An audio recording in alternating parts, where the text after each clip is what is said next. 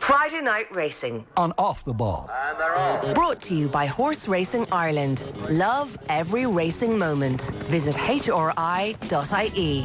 Okay, it's actually Thursday Night Racing on a Friday. It is our Christmas preview special, and Friday night / Thursday night / Christmas racing preview special is always brought to you in association with Horse Racing Ireland. Love every racing moment. Visit hri.ie.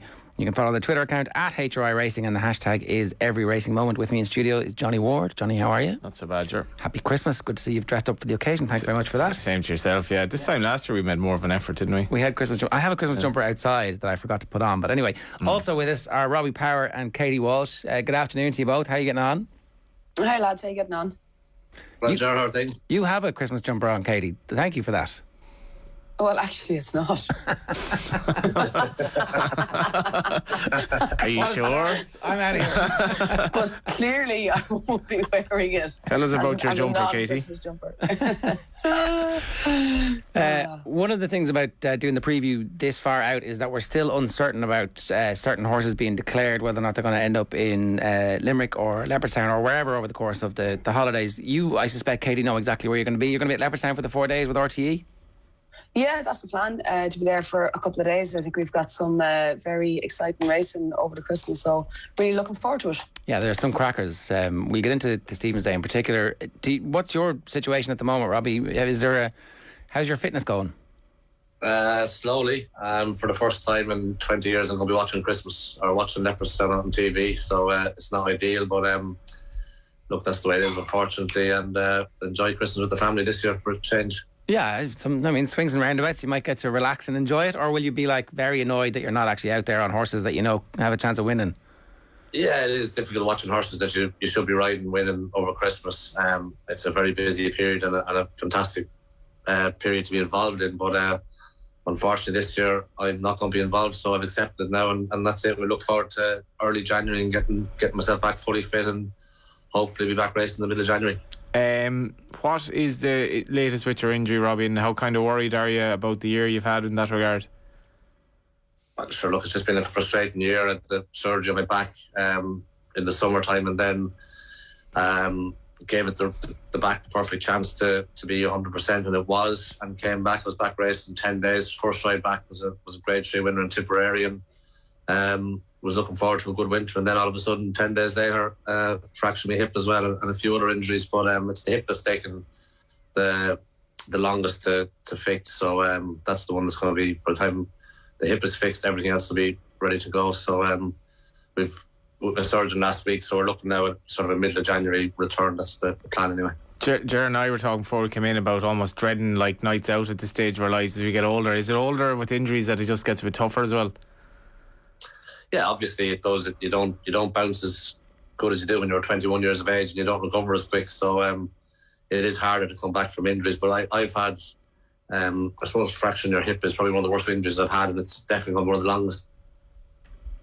Let's move on to Stephen's Day. You want to controversially start Cross Seas with the King George. What's the story with this? Yeah, I was going to get to you, Katie, first as well, just because I remember when Kicking King won the King George, and he won it back to back. But I don't know, I think it was the first year. It was the same day that Archibald won the Christmas Hurdle, which was an incredible race because Rooster Booster he must have gone about 20 lengths clear, and Paul Carberry must have been one of the toughest Paul Carberry rides. But I don't know if you remember that, Katie, because you're I was going to say your role in RTE now, you're a bit like your dad kind of after the race, but except you're on horseback, which is kind of an American thing. You're mounted on the horse and getting the immediate reaction from the jockey. Yeah, I mean, I don't actually remember Archibald. I don't really remember that race. But sorry, I don't understand the question. Your role in RTE, sorry, I was a very badly put question actually. Sorry, I was like, what is going on here? It's kind of like, yeah, I'll get to King George in a minute. So your role in racing, I was talking to your brother about his new presenting role in RTE, and I was saying he's taken to it very well, but your role is quite interesting because it's kind of an American style. You're up on horseback and you're interviewing the jockey literally after he or she crosses the line. Yeah, I love doing it, and because I suppose for me, my heart is probably the national hunt racing. But I'm not maybe knowing the younger fellas as much as I know the older fellas. But it's great to get them when they cross the line, because you're really getting really what they're feeling, what it means to them, whether someone's coming back from injury, and a big winner at Christmas time is very special. Like, everyone heading out there is hoping to ride a winner at Leopardstown over Christmas, or Limerick, or wherever it may be. So to ride a winner at Leopardstown is really, really hard. And I suppose then you have different guys like Paul Townend and Brian Cooper, and Jack, obviously we're not going to have him this year. Puppy, obviously not either, but it's getting them when they get back after an injury that they ride a big winner. You get to see them really, how much it means to them and how hard they work to get back, and you're getting exactly you're getting it firsthand, and you can't get it much better. They're not that they don't have a chance to think, but it's really, really natural compared to maybe a more of a composed, give them an extra maybe 5 or 6 minutes to cool down, to blow off. And everyone, all the lads and girls, everyone speaks so well, and I just think that it's the right time to be, I suppose, the best time, because you're literally getting them, I'd say, less than a minute as soon as they cross the line. So it's and I know what it means to them as well, so I really enjoy it. Yeah, so that was probably the most meandering question ever, but I mean, when you think about press conferences before events, like how utterly boring they are, and they're given so much coverage because of all the thought put into it, where there's literally, you're passing the line, you're high in adrenaline. But I suppose the question I was getting at there was, this really shocked me, that Ireland hasn't won the King George since Kicking King, and Katie, that is completely mad, considering our dominance. I guess it's obviously the power of Leopardstown, but this year could be a little bit different, I suspect. Yeah, this year could be, but to be honest, I don't know how many times we've tried either to send too many horses over. I'd be interested to go back and see, but I think this year definitely could be coming our way. I think the tables could be turned from the result that we had up in Down Royal a couple of months ago. I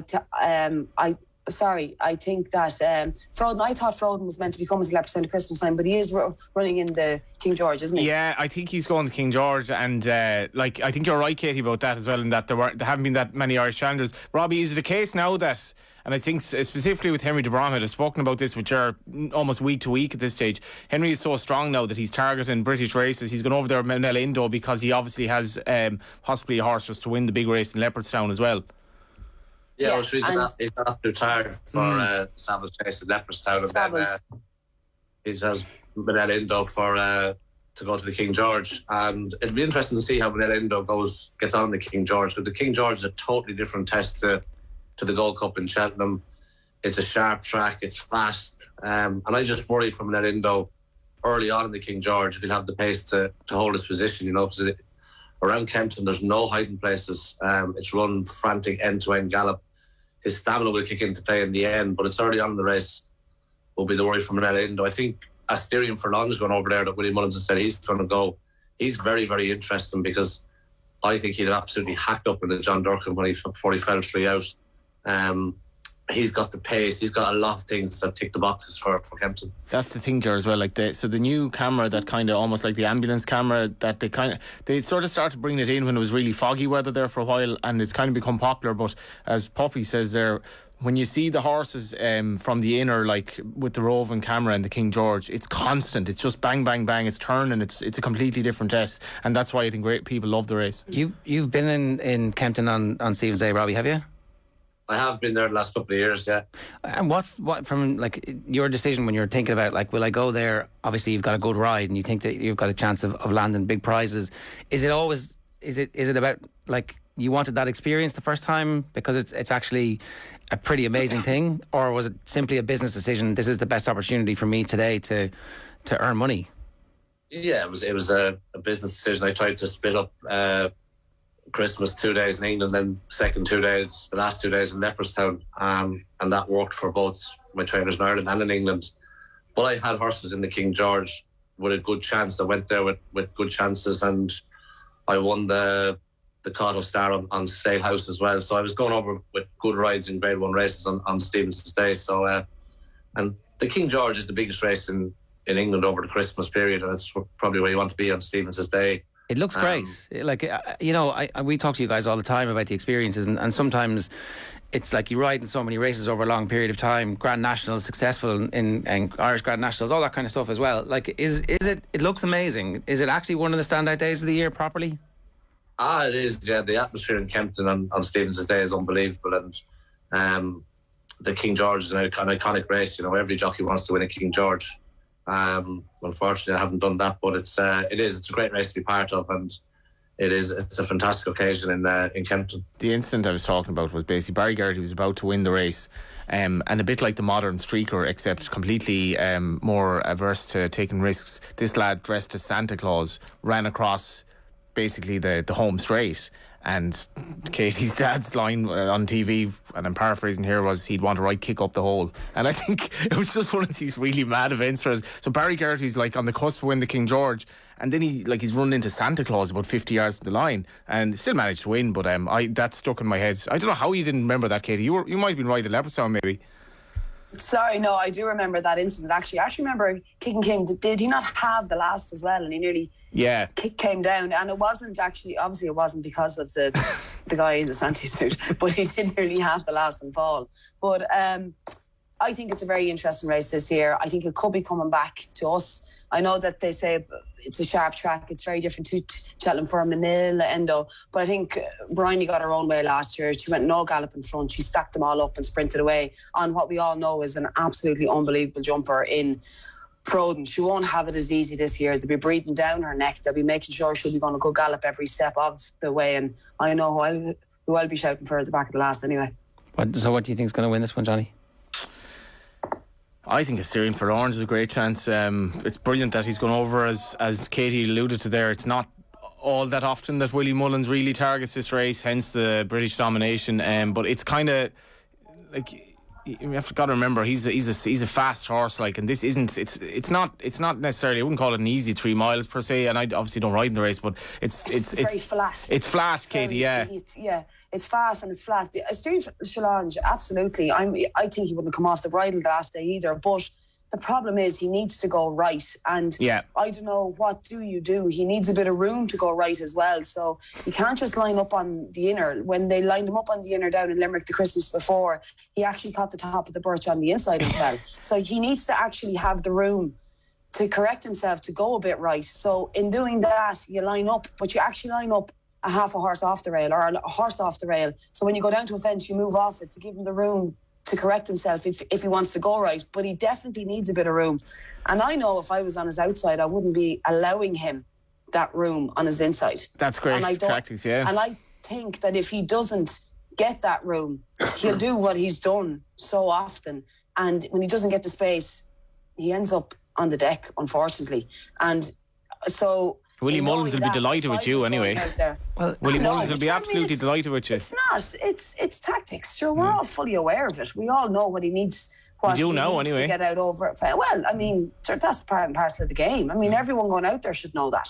I mean, that's what jockeys do. They sit down, they go through, especially in Grade 1s. You know exactly the way horses operate and what's the best way to get a horse beaten. You know, that you think is going to be your opposition. I mean, you can't set out to.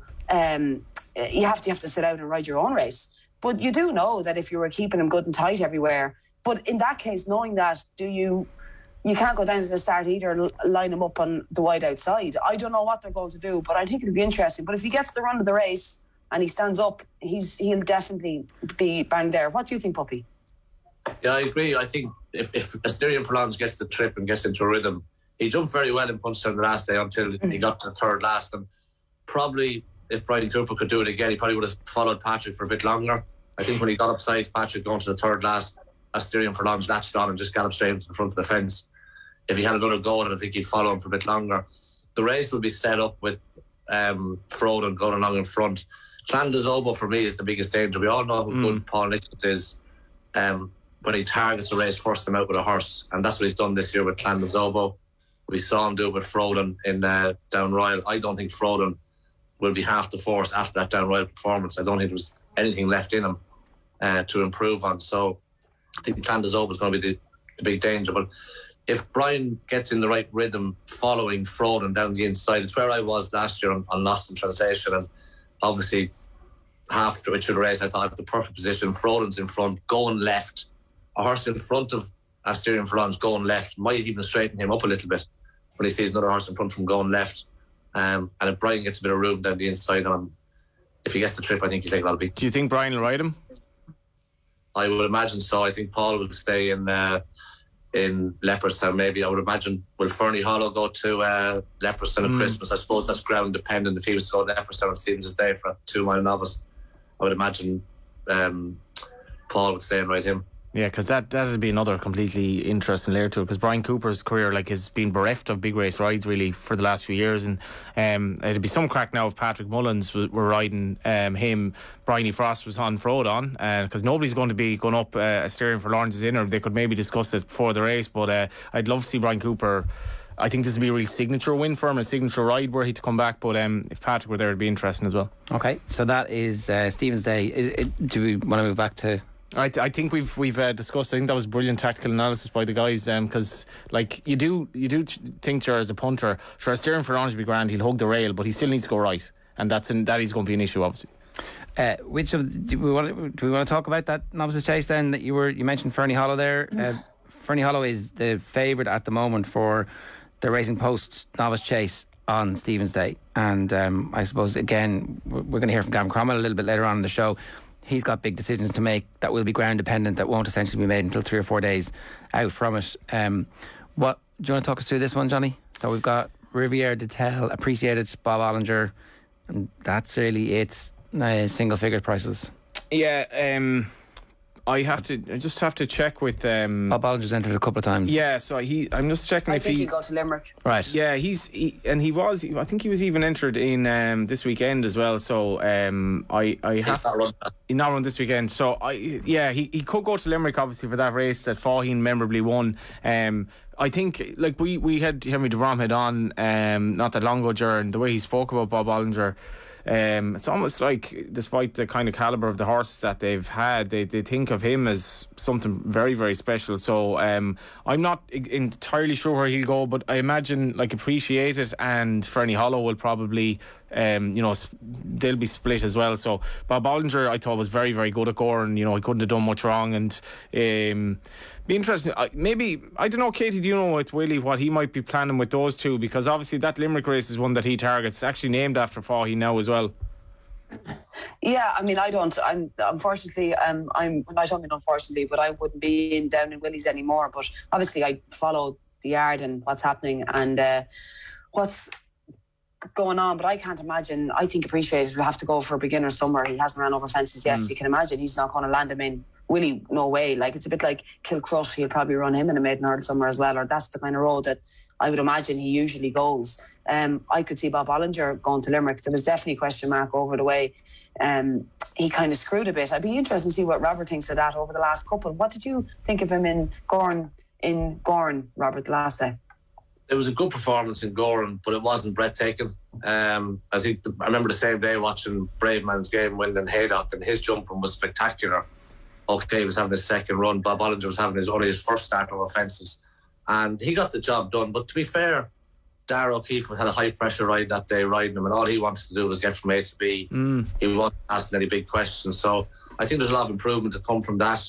He jumped well enough to satisfy me that he will be a very, very good jumper. But he needs to get experience, and I'd imagine Limerick is the place for him to go, unless Limerick was to be bottomless, and which doesn't look likely. That doesn't look likely this year with the weather forecast. But I'd imagine Limerick is the place to go. Why do you think you both? I'd imagine it's going to be Concertista down there. I think she'll go to Limerick for that 2.5. Grade 1, getting £7 off Bob Ollinger. You've both said that you think Limerick is the most likely outcome for Bob Ollinger. Why would that be, Katie? What's just in terms of long-term planning, is that an easier race, a more suitable race? What is it that will kind of lead the connections to send in that direction, do you think? I don't know. So probably, for me, I always felt he liked a nice cut in the ground, and you're more likely, the reality it is Christmas time in Ireland, that Leopardstown is always kind of a faster run races. I'm sure Robert would agree with me, compared to the races down in Limerick. Usually they are absolutely bottomless. It doesn't look like that's going to happen this year, but it is Ireland all the same. It'll definitely be slower than what Leopardstown is going to be. I mean, they're watering Leopardstown at the minute, but sure, we're due no rain this week, and I'd say the only natural water that they're going to get is whatever they're putting on it up there. I just think, for me, it probably is the safer and the easier option for him, and I don't know why I think that, but I do think that Limerick would be a nicer target for him, and a nice next introduction for him compared to Leopardstown. That's just me. Okay, fair enough. That's a really good race as well. Gabinaco, Vanillier, Lifetime Ambition, and Beacon Edge and French Landowner are all still in it at the moment. Yeah, like it's good that they have those two options, because I know, okay, like I've often said, I hate the way particularly Cheltenham they dilute races, but the novice chase division in Ireland is ridiculously hot at the moment. So I'm also conscious of the fact that for Limerick this is a really, really big festival. It's their showcase 4 days, and the Faugheen Samcro race was so good for Limerick, and I think Bob Bollinger coming there, people do appreciate a good horse, and whatever happens, it obviously, hopefully at Cheltenham that they do run against each other a bit more, but whatever happens, they'll be very good races. It's interesting they haven't, and it's Leopardstown is 2-1 as well. I think Limerick is 2-3, and he won in Cheltenham was 2.5. I prefer to be kind of going a bit further with him rather than maybe whizzing around Leopardstown over 2-1. I don't know would they want to put him under that pressure. Okay, to be honest, those two furlongs make a big difference then at the end. Oh yeah, they do, and it changes. A 2 mile race is completely different to a 2.5 mile race, I find anyway. They obviously it's still a Grade 1 contest, and they'll go a better gallop, but they won't go as quick in Limerick over 2.5, even compared to what they'll go over 2.5 in Leopardstown. They're two completely different tracks. And they just will go, it's always the way, they will definitely go steadier in Limerick over 2.5 than what they will in Leopardstown. It's definitely easier. A lot of fences up the back in Limerick. You have to get into a real rhythm, I find. And I mean, don't get me wrong, Leopardstown is, for me, one of the nicest tracks over fences as well, but it just happens a bit faster compared to Limerick. And I think they'll be, I can't see them dropping them back. I think he'll go to Limerick over 2-3, to be honest. Okay, that all makes sense. And then are you giving us are you picking a winner, Johnny, for the Leopardstown novice chase? Sure, Fernie Hollow, I guess, if he runs there. Don't know what you made of him, Puppy, the other day. He beat a horse in Curse Sublime, probably that doesn't necessarily find a lot, but again, a bit like Bob Bollinger, is probably a race that'll bring him on in terms of his technique. Yeah, he jumped again a bit like Bob Bollinger. He was good without being spectacular. He made one or two little novice mistakes, but I wouldn't mind that. He'll have learned a lot from it. He's going to know all about it now by the time he passes Riviere de Tel. She's getting the mare's allowance as well, getting £7 off him. She was very, very impressive in all her starts over fences. I rode against her the day she won her first beginner's chase, and if ever there's a horse that just really, she's just, everything suits her better over fences. Really well jumping fences. She attacks her fences. So far, she's been flawless her jumping has been absolutely flawless. I know she's been getting a big weight for age allowance, and that's going to go at Christmas. But I still think she's going to take an awful lot of beat. And even if it's only the £7 that Riviere de Tel or that Fernie Hollow has to give her, he'll know all about it by the time he passes her. And she's going to put all of them novices jumping to the test, If you go on to the 27th in the Paddy's Rewards Club steeplechase, again, it's hard to know what might turn up here, Ger, but if Energymine and Shack and Poursois do take each other on, which would be great, and then obviously Envoy Lens in the betting as well, who was disappointing to John Durkin, but I don't know, maybe start with you, Katie. These are the races where you just hope that you get 2 or 3 sort of these stars, because I know Shack and Poursois bombed obviously at the last day, but that wasn't his true run. No, it wasn't, but I was very disappointed with him all the same. And it's not the first time we've done that. It's not the first time I've been disappointed with him. He has been obviously he's a very good horse, but he's not consistent and he's hit and miss. I've been an Energymine fan all the way. I think he's unbelievable. And I think he's the one that they all have to beat. I think Envoy Allen's days are behind him. I think he was so well placed by Gordon from the time he went over fences. He never had to even produce his hurdle forms. It's only when he stepped in amongst the big dogs the last day we really saw what's there, and I think that's just the way he is. I thought Gordon did an unbelievable job to place him.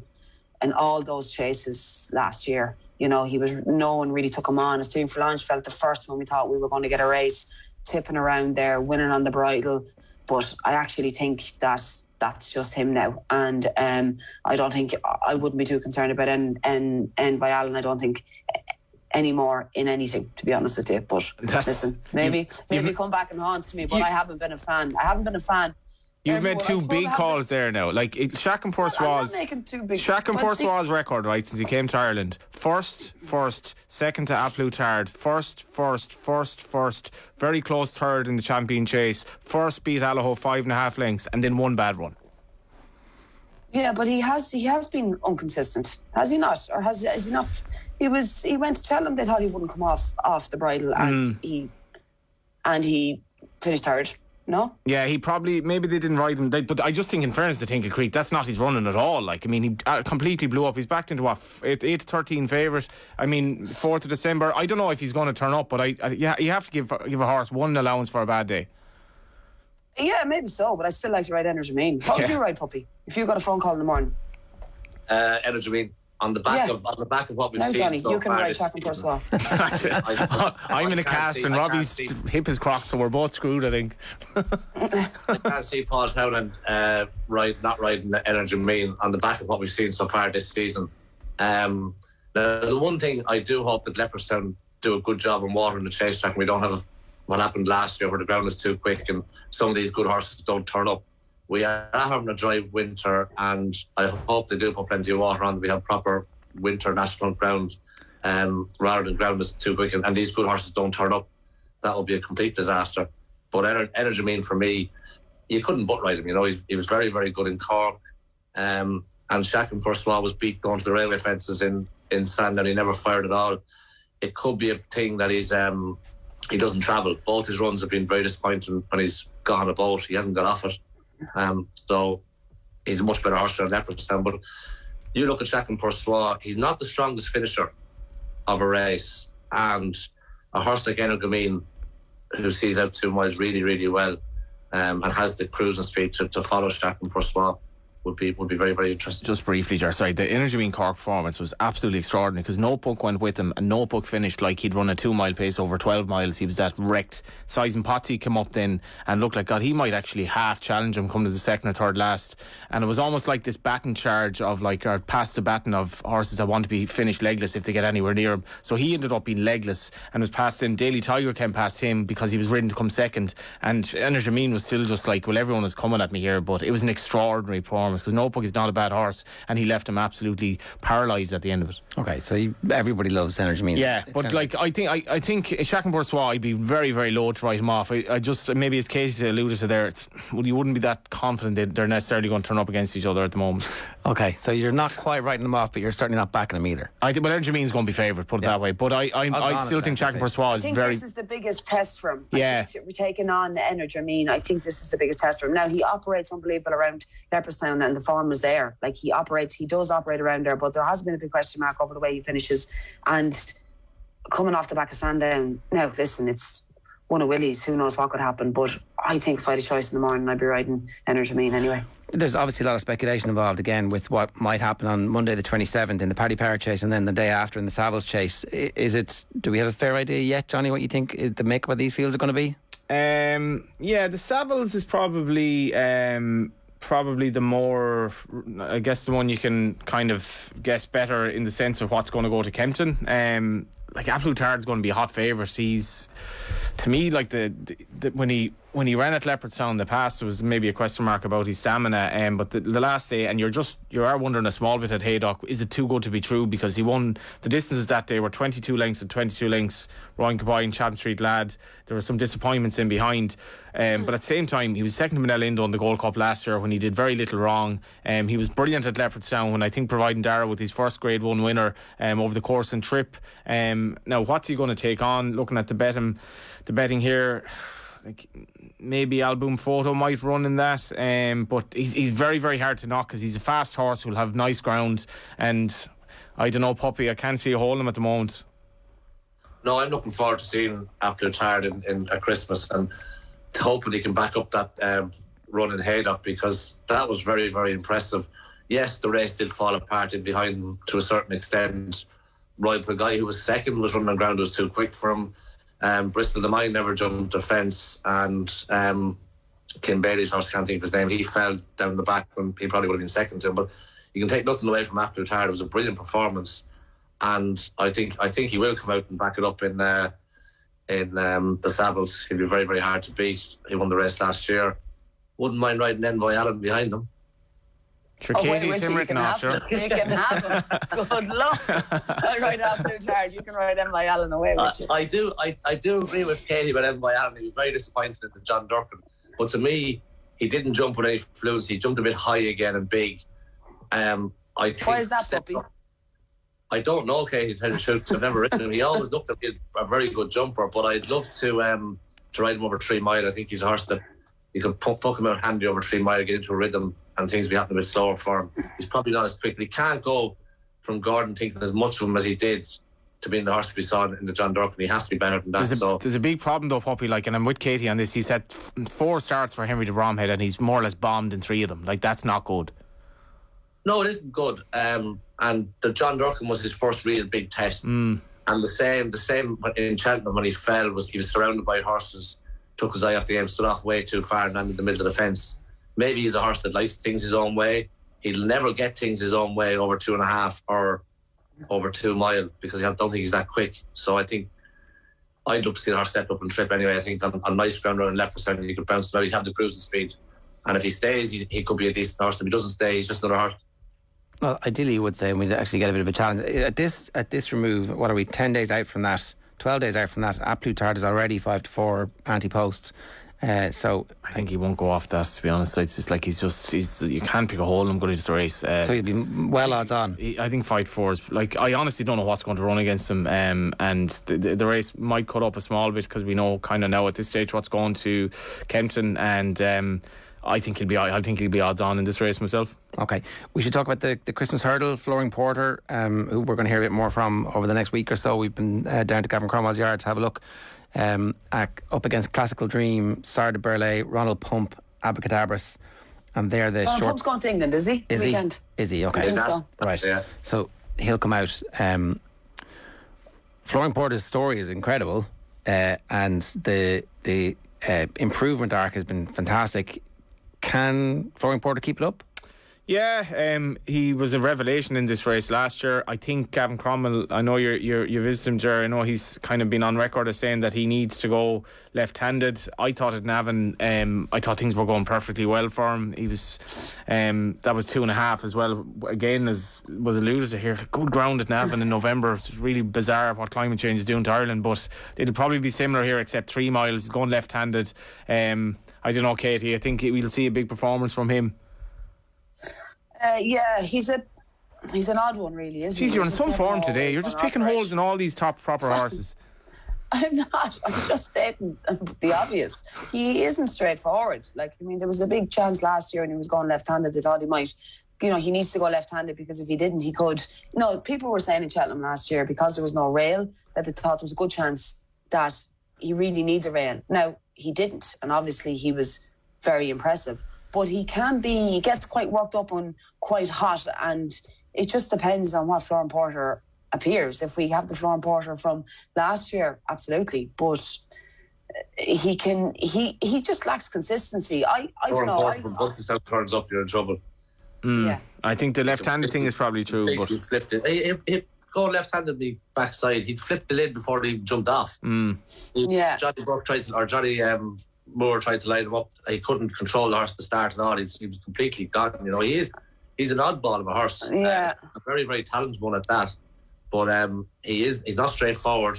And I think that the 3 mile hurdle division is weak enough. But in classical, if he steps up and stays sound, I think he's a very, very good horse. He showed in Punstone he gets the trip. He has the pace. He was second in the Supreme Novices. He has the pace to follow well into the horses.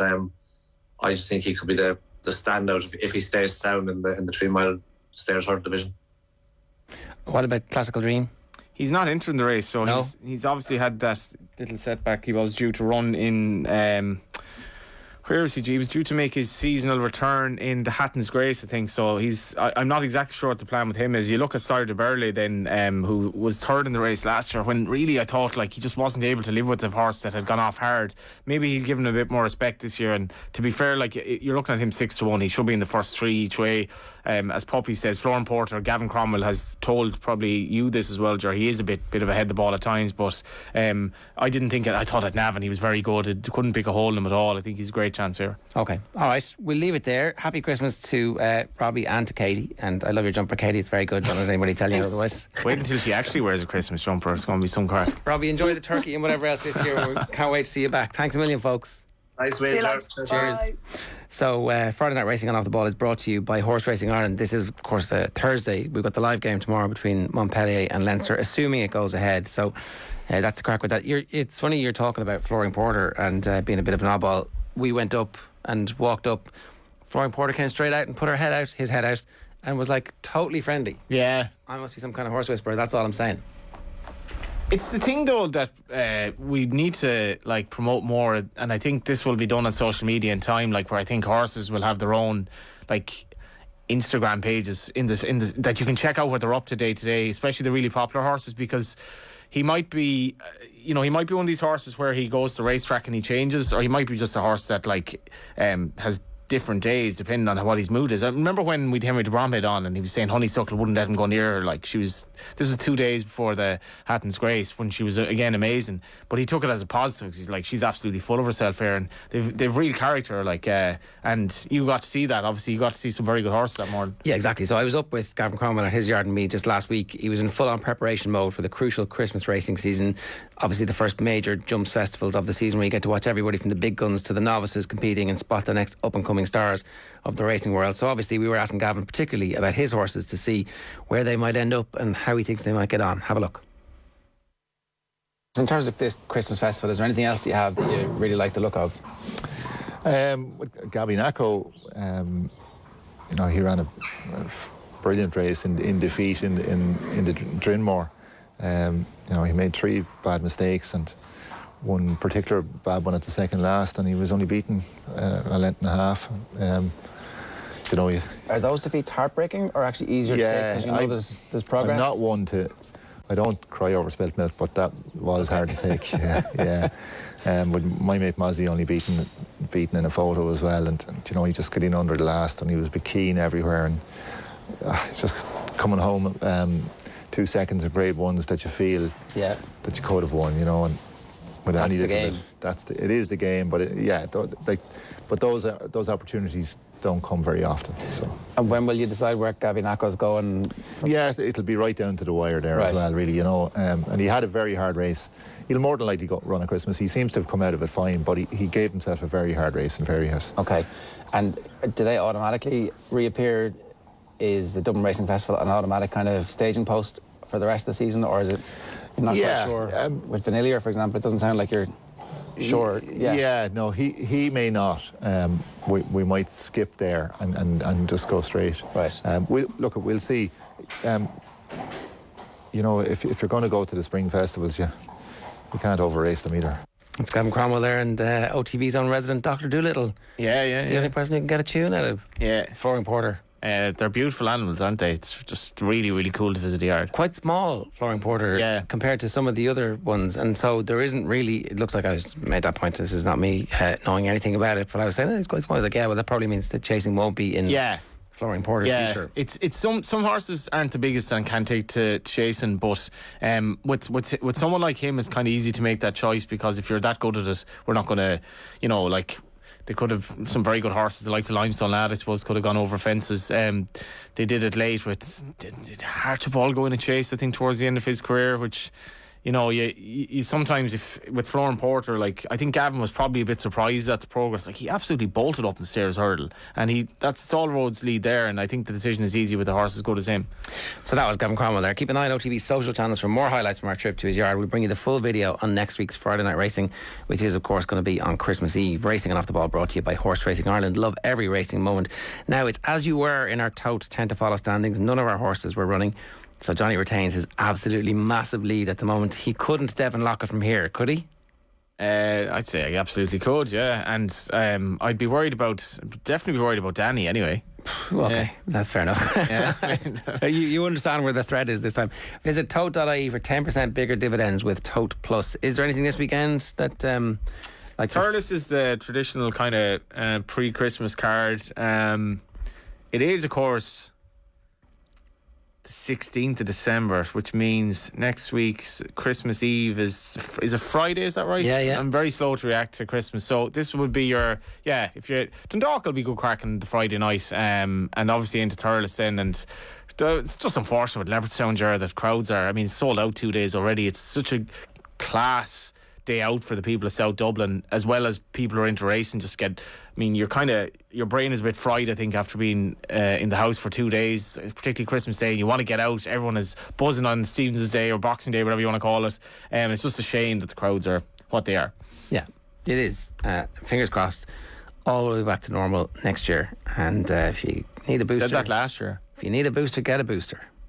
Right, that is the show for you this week. Racing Off the Ball brought to you by Horse Racing Ireland. Love every racing moment. Visit hri.ie. That's Friday Night Racing on a Thursday for this week only. We'll see you again next Friday. Take care. Friday Night Racing on Off the Ball. brought to you by Horse Racing Ireland. Love every racing moment.